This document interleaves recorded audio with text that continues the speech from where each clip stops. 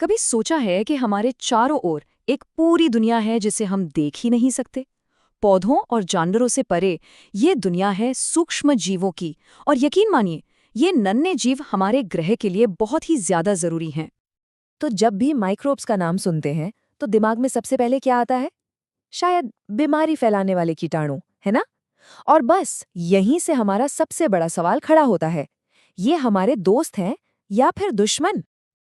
देखिए, एक तरफ है वायरस जैसे विलन और दूसरी तरफ ये फायदेमंद हीरो वाली माइक्रोबियल कॉलोनियां। तो चलिए आज इसी छिपी हुई दुनिया के कुछ पन्ने पलटते हैं और इसके रहस्यों को समझते हैं। और अपनी इस खोज की शुरुआत हम एक बहुत ही जानी पहचानी जगह से करते हैं। कहाँ से? अरे, हमारी अपनी रसोई से। हमारे कई पसंदीदा खाने के पीछे ना एक जादुई प्रोसेस काम करता है, किण्वन, या जिसे हम फर्मेंटेशन कहते हैं। आसान भाषा में कहें तो ये माइक्रोब्स की एक अनोखी कला है, जहां वो चीनी जैसी चीजों को तोड़कर कुछ नया और हाँ, स्वादिष्ट बनाते हैं। इसका सबसे बेस्ट और कॉमन एग्जाम्पल क्या है? दूध से दही बनना।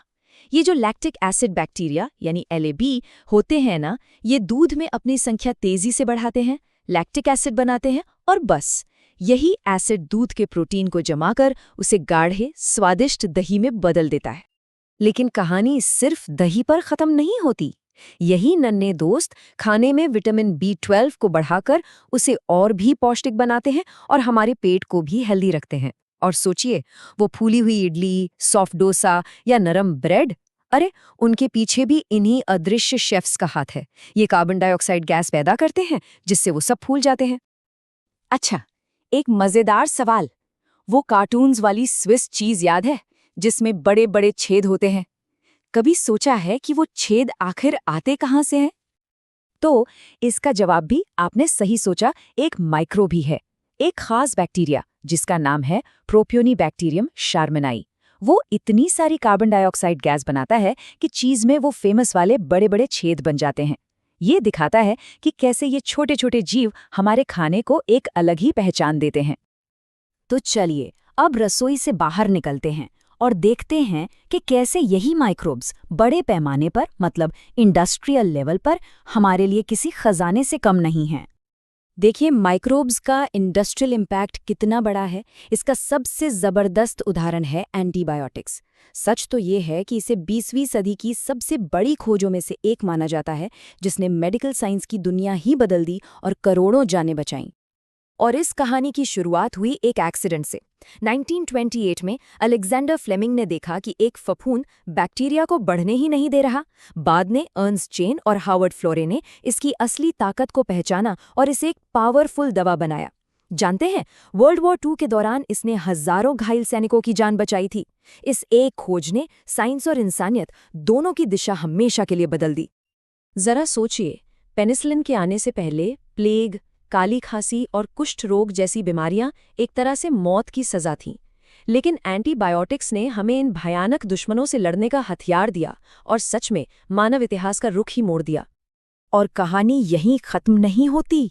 माइक्रोब्स हमें और भी कई लाइफ सेविंग मॉलिक्यूल्स देते हैं, जैसे कि साइक्लोस्पोरिन A जो ऑर्गन ट्रांसप्लांट में मदद करता है, स्टैटिन्स जो कोलेस्ट्रॉल को कंट्रोल करता है, और स्ट्रेप्टोकाइनेज जो हार्ट अटैक के मरीजों में खून के थक्के घुलता है।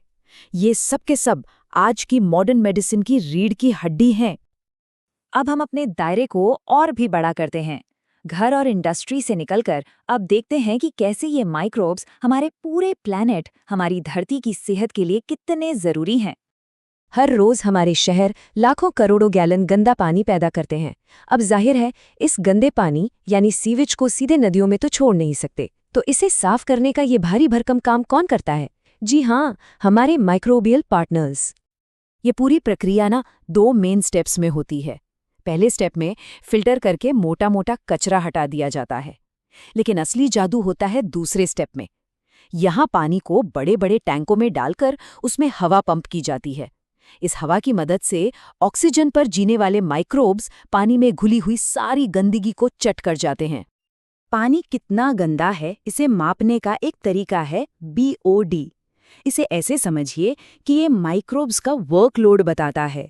जितना ज्यादा BOD, मतलब पानी उतना ही ज्यादा गंदा और माइक्रोब्स को उतनी ही ज्यादा मेहनत करनी पड़ेगी।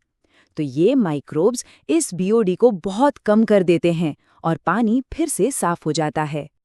और कमाल की बात यह है कि इस प्रोसेस में जो कीचड़ बचता है ना, वो भी बेकार नहीं जाता। इसे ऐसे टैंकों में डाला जाता है जहां बिना ऑक्सीजन वाले बैक्टीरिया इसे खाते हैं। इस प्रोसेस में मीथेन जैसी गैसें निकलती हैं, जिसके मिक्सचर को हम बायोगैस कहते हैं।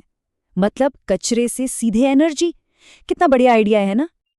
अब आखिर में चलते हैं खेतों की ओर और देखते हैं कि टिकाऊ खेती यानी सस्टेनेबल एग्रीकल्चर में ये माइक्रोब्स कितनी बड़ी भूमिका निभाते हैं। आजकल की खेती में केमिकल पेस्टिसाइड्स और फर्टिलाइजर्स का इस्तेमाल बहुत ज्यादा होता है, जो हमारी जमीन, पानी और सेहत सबके लिए खतरनाक हैं। लेकिन इसका एक बेहतर नेचुरल तरीका भी है, जिसमें माइक्रोब्स हमारे सबसे अच्छे दोस्त बनकर सामने आते हैं। तो ये काम होता कैसे है? सोचिए, बैसिलस थुरिंजिएंसिस नाम का बैक्टीरिया एक स्मार्ट कीटनाशक की तरह सिर्फ नुकसान पहुंचाने वाले कीड़ों को ही मारता है। ट्राइकोडर्मा फंगस पौधों के बॉडीगार्ड की तरह उन्हें बीमारियों से बचाता है। और राइजोबियम जैसे बैक्टीरिया तो मानो मिट्टी के लिए शेफ हैं, जो हवा से नाइट्रोजन लेकर सीधे मिट्टी की सेहत सुधारते हैं, उसे नेचुरली उपजाऊ बनाते हैं।